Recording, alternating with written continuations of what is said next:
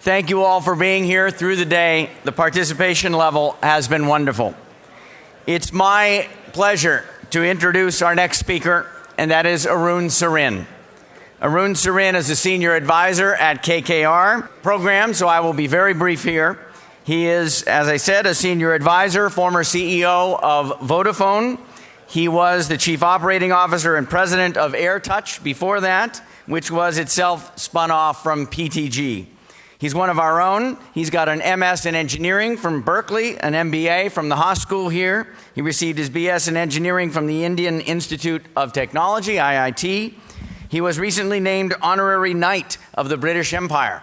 And if I may, to close, with the authority vested in me, which is none, I would like to recognize him as the most valuable knight of our conference. Arun Sarin, thank you for being here.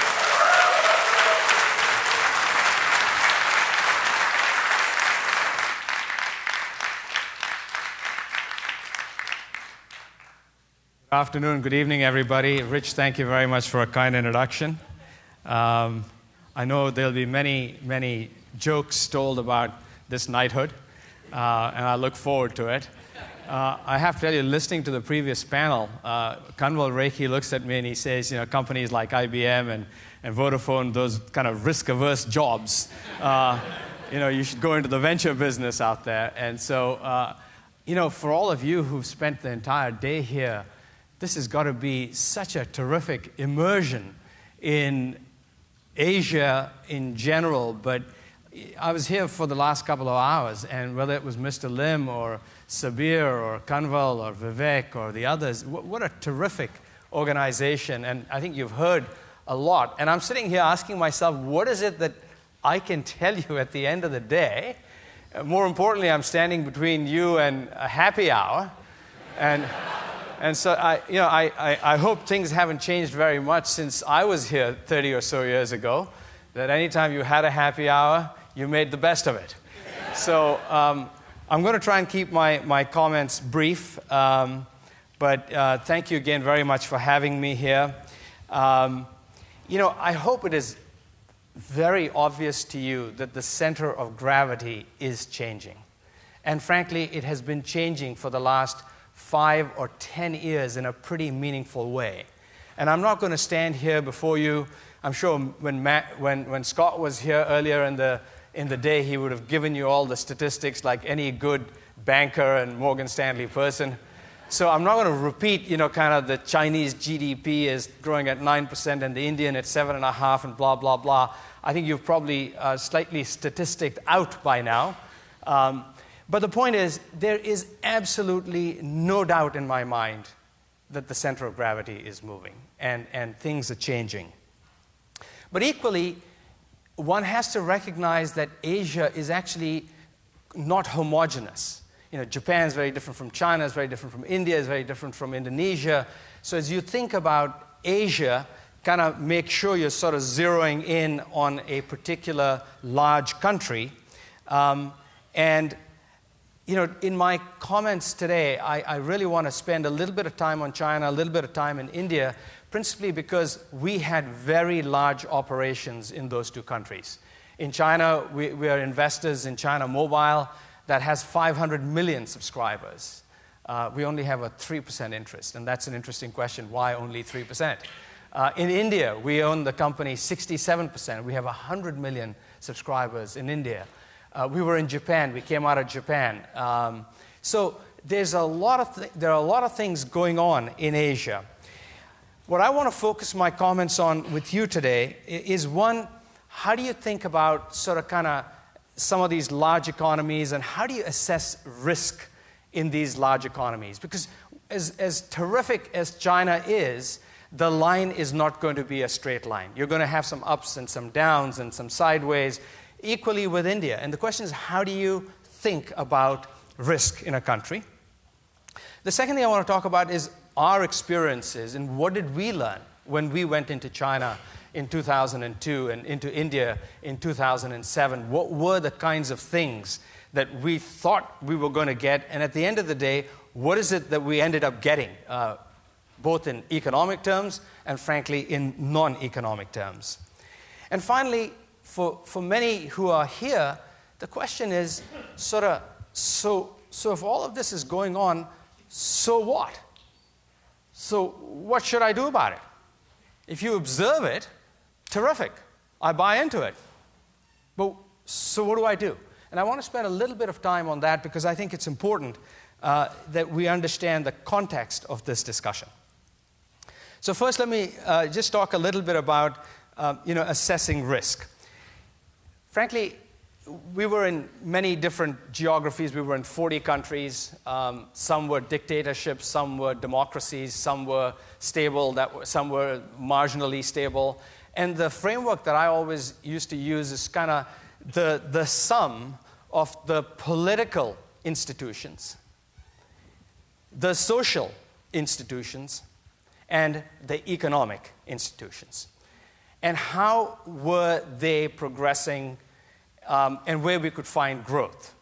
Now, the issue with what I've just said is places that have very good political stability and social stability and economic stability typically these days tend not to have a lot of growth. You can think of any number of countries. They should be springing to mind.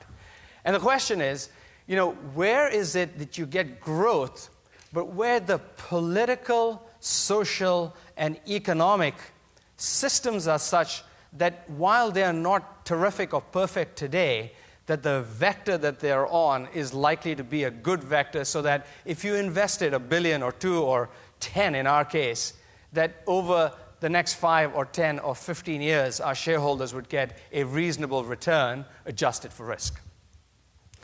Now, let me just kind of focus in on China for one moment. I've just said to you we were part of the largest mobile company in China called China Mobile. We have a 70% market share in China. Very impressive when you go meet the leaders of China. Very impressive when you meet the executives and the managers of China. The thing that I was struck most by the leaders there was their vision for China. Where were they taking China? What did they want China to look like 5, 10, 15, 20 years from now? And this thing that actually Mr. Lim talked about it a little bit, you always heard about the long history of China. The fact that China has been around for thousands of years as a great civilization. And if you go back 500 years, the economy of the world was a third Chinese, a third Indian, and third European mostly, right? And then sort of kind of things happened, and if you go back 50 years, the number was a third for the United States and Europe, 5 or 6% for India, 7 or 8% for China, and the rest in the rest of the world.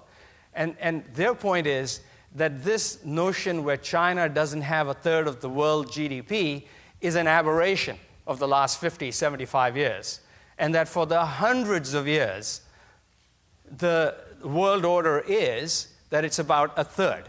And it may take them 30 years, 50 years, 75 years to get there, but that, frankly, is the trajectory, and that is the infrastructure, and those are the institutions that they're building.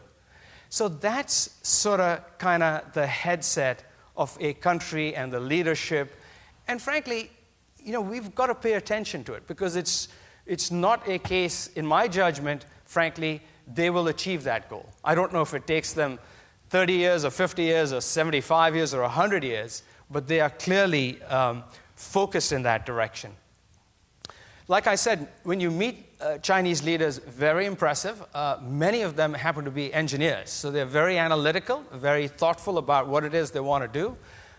They obviously have a different political system than ours, so it's not a lot of democracy and debating and resource allocation and all of that. Once they decide they're going down a particular route, they're going down that particular route, and you better come along or be prepared to be rolled over. And if you think about the assets, in terms of capital and labor, they've got wonderful assets. They've got surpluses in their accounts. They're able to invest in a lot of companies. And they've got labor. Think about the educational system in China and how much it's improved in the last 20 or 30 years, producing almost 500,000 engineers every year. Compared to India's 250 or 300,000 engineers, compared to the United States, it's 75,000 engineers. So the point I'm making is that China is well positioned to kind of do well. They've got social issues. They've got political issues. They've got kind of what I'll call world rules of engagement issues. But the point is simply that they are going to have to kind of come along, and my own sense of the momentum is that they will do well in the future. As will India, frankly, as will other countries in that part of the world. Let me switch gears a little bit, talk a bit about our experiences in Asia. And like I said to you, our investment in China is about $8 billion. Our investment in India is about $12 or $13 billion. And frankly, we were attracted to these markets because the penetration was very low. This is in mobile telephones, very low. We saw lots of headroom. We got in there relatively early. And frankly, we have not been disappointed. When we invested in our company in India, for example, just 3 years ago, the number of customers we had was 25 million. Today, the number is 100 million. When we invested in our company in 2001, 2002 in China, the number of customers we had then was approximately 75 to 100 million, and today we have 500 million there. So we've seen very rapid penetration growth, and obviously we're delighted that people still love to talk, they still love to text, and they still want to get on the internet and all of that. Now, the things that have been kind of pleasant surprises, and obviously, when you're part of a large company, you have to do your analysis properly in terms of penetration and ARPUs and costs and margins and return on equity and kind of free cash flow and present value. And for those students who are going through their finance classes, Rich Lyon is saying, very good, kind of make sure you understand your finance pretty well. You do all of that, and you kind of make the math sort of kind of work in the sense that, yes, it's worth paying this much money for these assets. But the question is, what else came along that was actually a very pleasant surprise? So in the 5-7 years that we've been involved in these economies, the thing that has come to the fore is that while here in the United States and in Europe, we are much more sort of kind of PC-centric. Actually, if you go to China and India and other emerging markets, they are highly cell phone-centric. They are mobile-centric. Many people are actually getting access to the internet for the first time via their mobile phones. They don't have PCs. And so that has been a terrific revelation for us in terms of the kinds of things that we've been able to do there, sort of kind of bypassing the whole Wintel monopoly, as it were, and kind of doing other things that are interesting for the local population.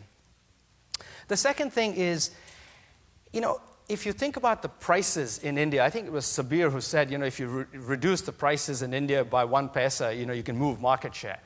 And you're absolutely right. And actually, some of our competitors have been doing that. And actually, the prices are heading straight for zero, which, of course, makes me a bit nervous because frankly, it is a terrific service that is worth something. But the point is, the prices compared to the United States or Europe are far lower in India and China. And that forces them to have a much lower cost structure. So the way they build their base stations, the way they have power systems, the way they interconnect, the way they share their towers and spectrum and all of that is very different from the way we build towers here in the United States or in Europe. And they do it sort of kind of, cheap and cheerfully, essentially. They take a little more risk. Ericsson and Nokia sell us electronic gear that we put in our cell sites. And they tell us we need to keep these things air-conditioned temperature below 30 degrees, otherwise, kind of bad things happen. So we took this gear to India and we kind of put it down there. And sure enough, they turned off the diesel because, they wanted to save money. and the temperature went up from 30 to 35 to 40, and the electronics is still working. Went up to 45, went up to 50. The electronics is still working. So all of a sudden, we were able to save an enormous amount of money because you really didn't have to keep these things below 30 degrees. I'm giving you kind of the most basic elemental things, but the point is, when we invested in India,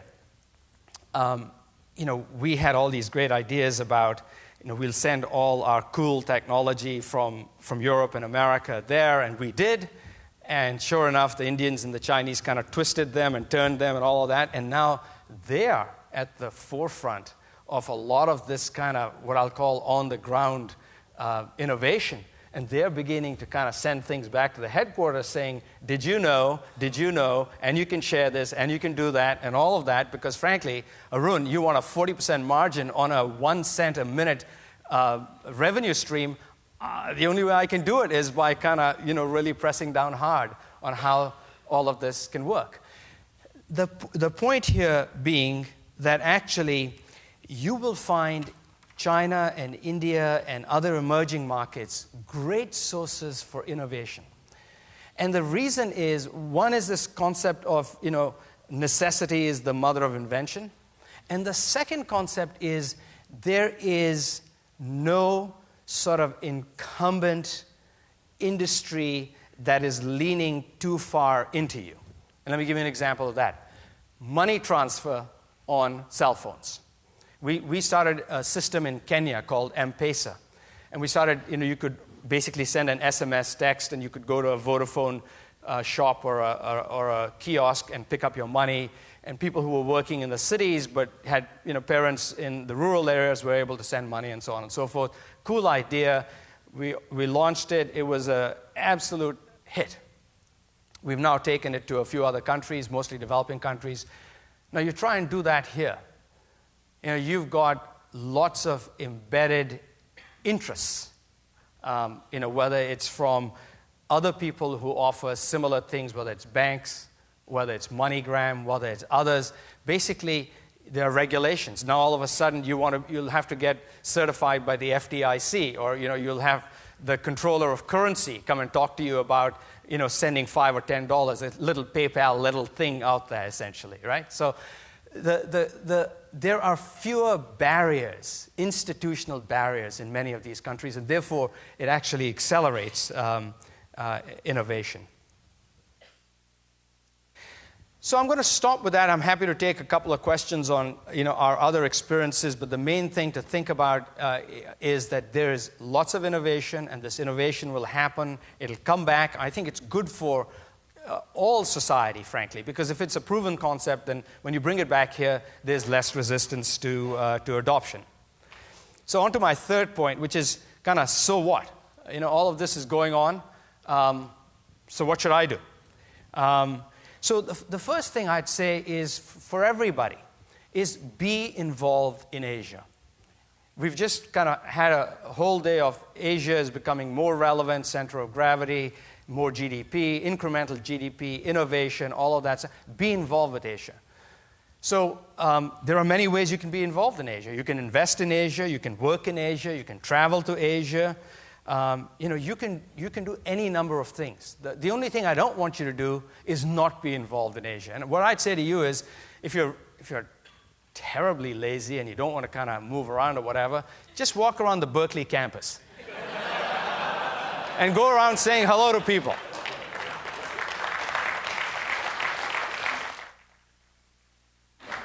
The second thing I'd say is be prepared for differences. Suspend your judgment about how things are done when you're in Asia, about how things are done back home. And I'm not saying to you that you need to relax your FCPA hat or any kind of strong values hat here. I'm not suggesting that. But I'm saying in terms of business processes and the kinds of things that you will see, suspend them for a moment, because what you might find is that actually, because things are done slightly differently, that might give you an idea or two as to kind of how you might be able to bring some of that innovation back here. Because my own sense is, frankly, just like a a lot of Asian companies come to the West, look around, check things out, go back, modify things for their benefit. I think the reverse is true as well. What we haven't done up until now is actually go, observe, see, check the business models, and then sort of bring some ideas back. But the other thing is be prepared for differences. This is you will not find a US-style governance, transparency in places like India and China. I mean, they may get there in the future, but they certainly don't have that today because that's not how their society is wired. And the third thing I'd say is, frankly, we do need to innovate harder here in the United States. And when I listened to this discussion about, I think it was Vivek saying, the tide has turned now and 10% of the people who come here for advanced degrees want to stay and 90% want to go back. From a US point of view, I think of that as kind of now brain drain. And I'd love for us to find ways to keep some of this brains here, because I firmly believe that actually it's a win-win. You can spend several years here, do whatever you want to do, become whoever you want to become, work at state-of-the-art companies here, and there are loads of them. And we need to start more Facebooks and Ciscos and Apples and Googles of the world here, because frankly, that's the only way we can maintain our standard of living, is by innovating faster than the rest of the world. And so the win-win for me is spend time here, see what you can do, stay at the cutting edge of technology. Because again, having traveled around the world many, many times, I have to say, and it's probably true of California more than almost any part of the country, is that the absolute state-of-the-art, cutting edge, best in class still is here in one concentrated area. And actually, many of us don't realize what a privilege it is that we are sitting here in the crucible of things that are happening, whether it's in IT or clean tech or biotech or whatever it is. And this is where it's happening. So if you want to play at the pinnacle of your whatever turns you on, it is happening here. And the United States in general, if you're the best musician in the world, chances are you're here still. If you're a great physicist, economist, DNA specialist, yeah, things are happening there, but there's still a lot going on here in the United States. So let's not forget that, because it's easy to kind of say, well, I came here, I got my MBA, I'm going back, and I'm just going to go do that. Well, why don't you try and lock horns with the best in the world here for a while? See how good you are. Check it out. Right? So with that, thank you very much. Happy to take questions.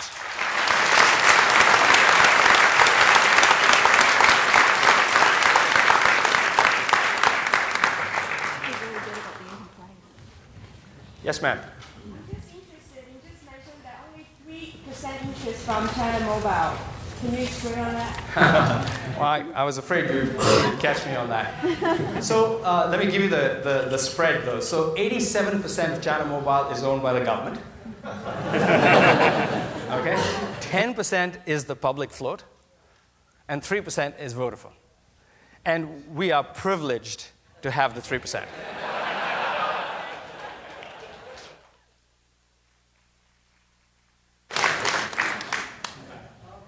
Talk about the language barrier in all your encounters in business dealings when you went around the world, Africa, Asia, and so forth? Well, I'll tell you, I think English has become the medium of commerce around the world. Now, there are pockets, I'll grant you, where you have to speak through translation, I might add, in my case. But I'd say, by and large, if you're doing commerce, English holds you in pretty good stead in Africa, in Europe, obviously in America, in India. It's a slightly different version of English, but it's English. And increasingly so in China. So it's only when you're at a protocol level, when you're meeting ministers or presidents and prime ministers, they've all been educated somewhere here in the United States. But it is a requirement in their country that they speak in their local language. So they understand you perfectly while they're waiting for the translator to translate. And oftentimes they'll tell the translator, no, you're translating that incorrectly.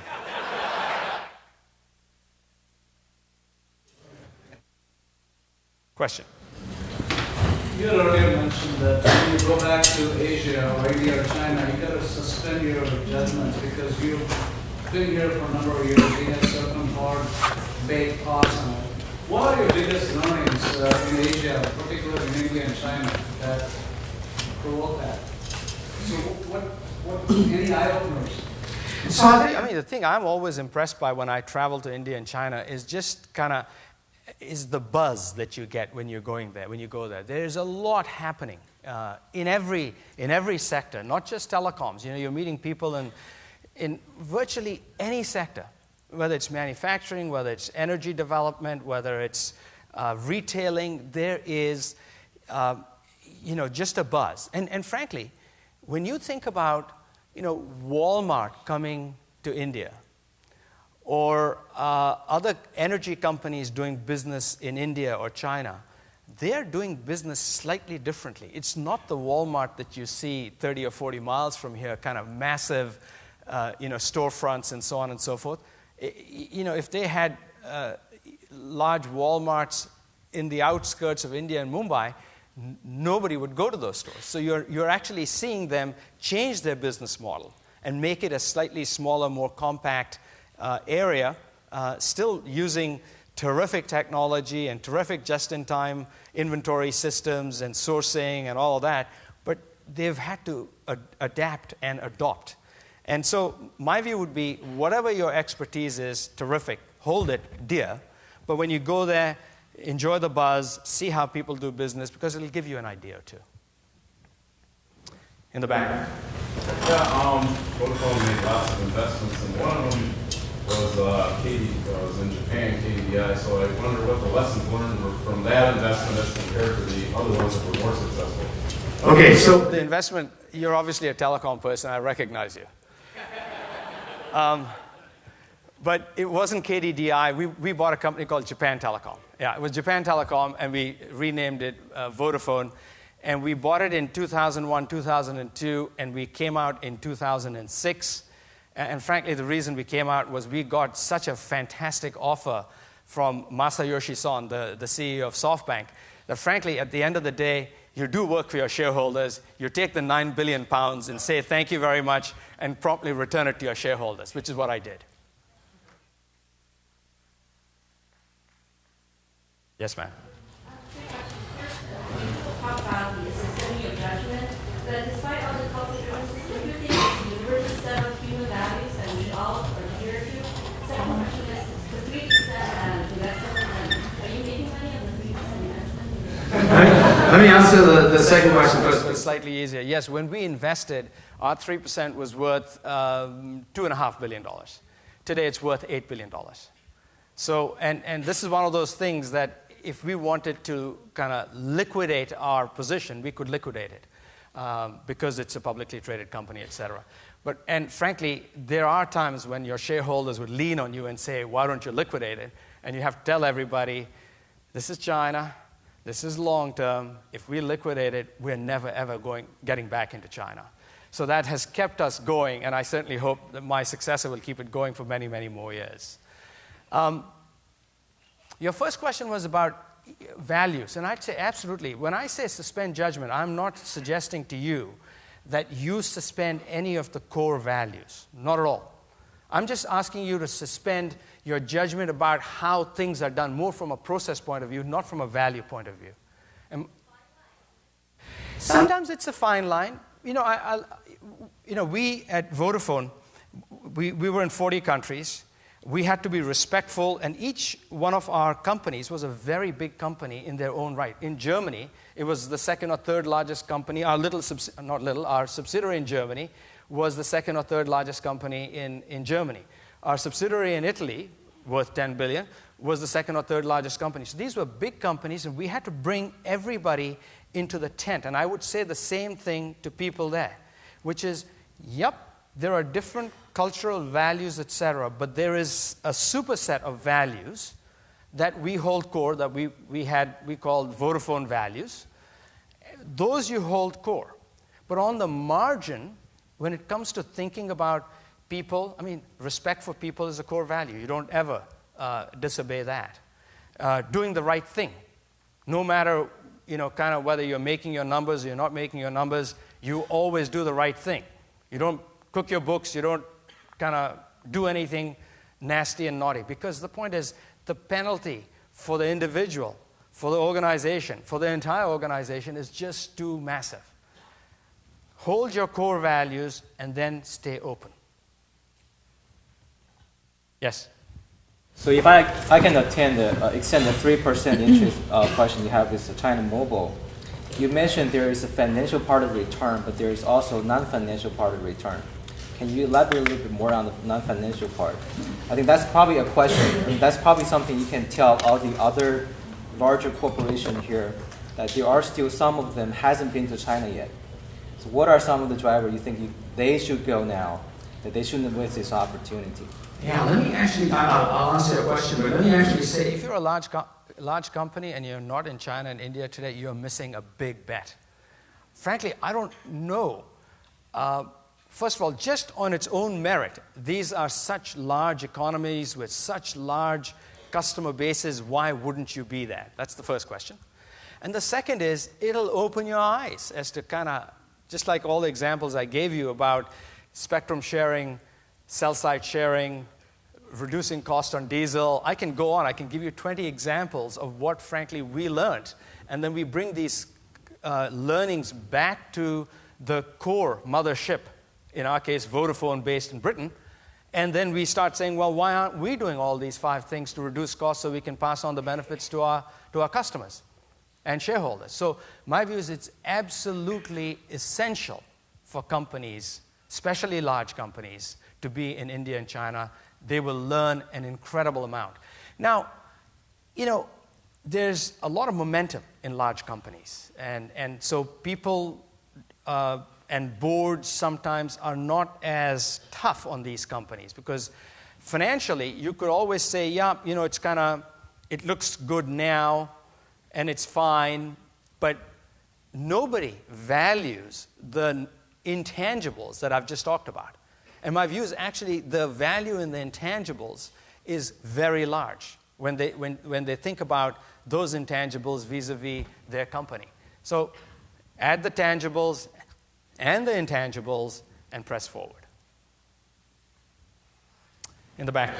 With their success in emerging markets, do you see any potential reason for Vodafone to reduce its stake in Verizon Wireless to free up additional capital for international expansion? Vodafone is a very well-capitalized firm. It has, equity value of over $100 billion, is lightly levered. So, there is no constraint on Vodafone's ability to do what they have to do. The question about Verizon Wireless is a completely separate one, a very interesting one, and that will remain to be seen as to what happens there in the fullness of time. Yes. You so successfully what are the reasons why? I was there for 5 years. I took the company from a 100 million subscriber company to a 300 million subscriber company. I made a number of changes to strategy and to the whole company. And frankly, I come from the Bay Area, and I was living in London, and I wanted to come back so that I could be in front of you in gatherings like these.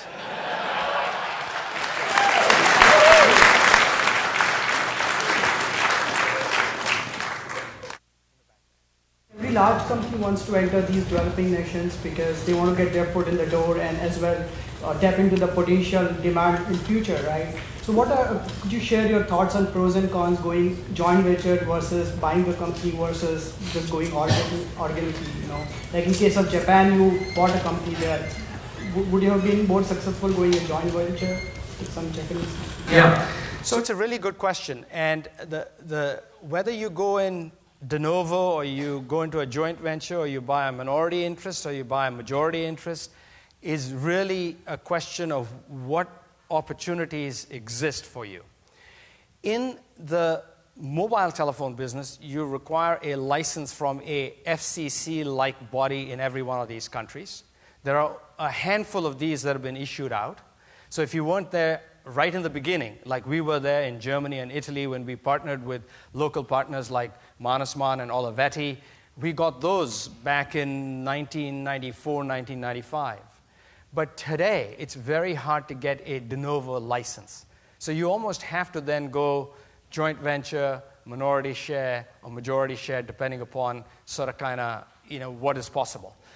In addition, just like the Chinese example where we have a 3%, there are many sectors in India, for example, retail, where you can only be a 49% partner. You can't be over 51%. So there are certain regulations, there are certain opportunities, and there's a certain risk profile. When you go in with a local partner, you're clearly de-risking, but equally, you're also sharing the profits, as it were, with a local partner. So one's going to have to take that decision, case by case. Yes? So in these cost-sensitive markets, right, how do the vendors compete? The vendors who supply to, the operators. I don't think that they are supplying the same product that they're supplying elsewhere. Is that understanding right? Yeah, so I would say they're sort of kind of supplying 80-90% of the same product. Maybe you don't have all the bells and whistles in terms of security and other kinds of things that they've got packaged in to kind of the Western markets. And frankly, because the opportunity is so large, you find that they'd be happy to kind of do some interesting deals with you, where here in the West, pretty much you pay for your PP&E up front. I buy a cell-site equipment, I pay, and so on and so forth. There isn't a leasing arrangement that's necessary because the cost of funds to us is pretty low, so it doesn't really make a lot of sense for us to do that. Whereas in some of these emerging markets, they will actually deploy the network for you, and they'll charge you on a per minute, per Erlang, per user basis. It's a completely different model.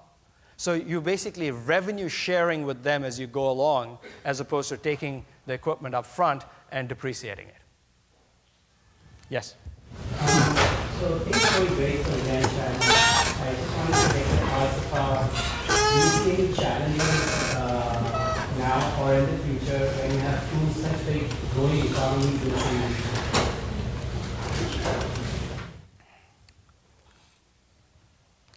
So, first off, your question is a question that will become very real on the world stage, in my judgment, in 5 or 10 years.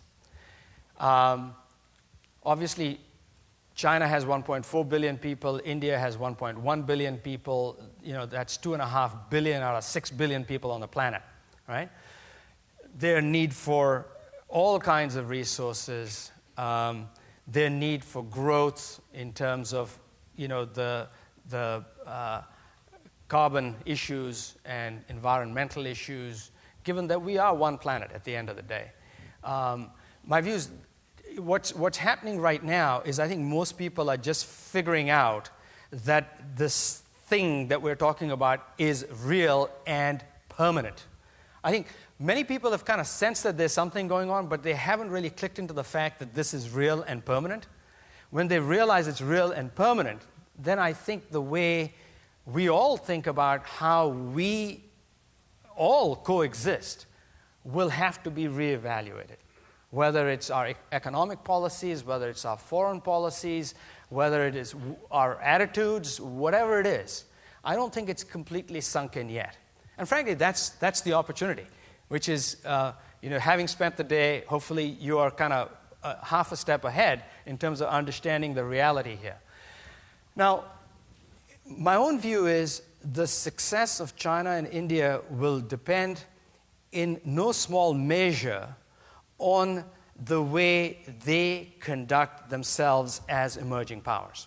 So there's a feedback loop. It's a system. It is not an independent variable that China and India will just do well no matter how they conduct themselves on the world stage. I don't think so. I think And my view would be they'll be more successful as they integrate themselves into the world community and play by the rules of the world.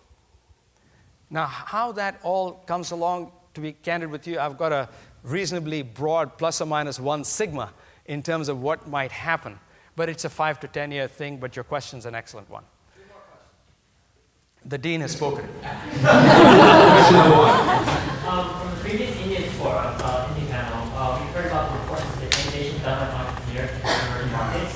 But from your examples of your investments, such as in China Telecom, that's more of a larger company. How would you, what has Vodafone done to invest and integrate entrepreneurial innovations within their own corporate strategy? Yeah. Most of my friends in Silicon Valley will say not enough. Because one of the things about large companies is they are large companies, and by the time you get to the core, you find that the idea and the entrepreneur has actually dried up. And so it's not a good thing. Large companies need to be more nimble so that entrepreneurs, et cetera, can get to the core of the business and so on. But my view is, if you take China, we have some very innovative mobile newspaper products, for example. You can read your newspaper on a mobile, brought to us by an entrepreneur. There are some very interesting instant messaging products brought to us by entrepreneurs. But you're right. One of the things large companies need to be careful of is that all the learnings that are coming are easily absorbed. So whether it is from entrepreneurs or from observation or whatever the case might be. It's a challenge, but my own view is that is part of the benefit of being in a place like India and China, because again, they get into the Indian or Chinese company more easily and then go to the parent company rather than going to the parent company first and getting lost in middle management. This is going to be difficult because he's going to have a big gong here. I'll do ladies last and first. You just mentioned that be prepared for the difference, which is great. Could you share with us about the top 3 difference according to your experience of doing business in China compared with in America? Yeah, so first of all, relationships matter a lot. We here in the United States are very used to walking into somebody's office. I walk into Scott's office. I need some investment banking advice. I shake his hand. He sits me down.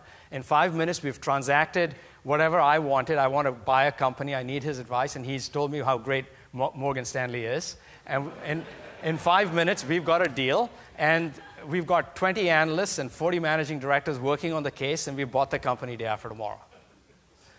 Now, just he's saying slow down. So my view is, but that's not how it would happen in China. You'd go, you'd visit, you'd sit down, you'd have your tea, you'd talk, you'd have dinner, you'd go away, you'd come back again, you'd go away, you'd come back again. You'd make some kind of visible, you'd make some visible overtures to why it is that you wanted to work with Morgan Stanley in China, and it takes a while. Right? So the relationship building part is very important in China. The second is speed. In the US, I think we're much in speed on almost any dimension. We are very used to speed. So patience is a virtue in China. You can't say, well, why isn't this instant messaging mobile newspaper thing working tomorrow? It's a software-based product. It sits on a server. You turn the server on, press a button. It should be on tomorrow. No. There is consensus. The chief executive brings in his regional chief executives, who brings in his managing directors, who are right? And then the reverse. And then finally, but when the execution comes, the execution is going to be absolutely flawless. So I think what we tend to do is we are faster on the decision-making and slightly worse on the execution, whereas they're slow on the decision-making and pretty good on execution. Thank you all very much.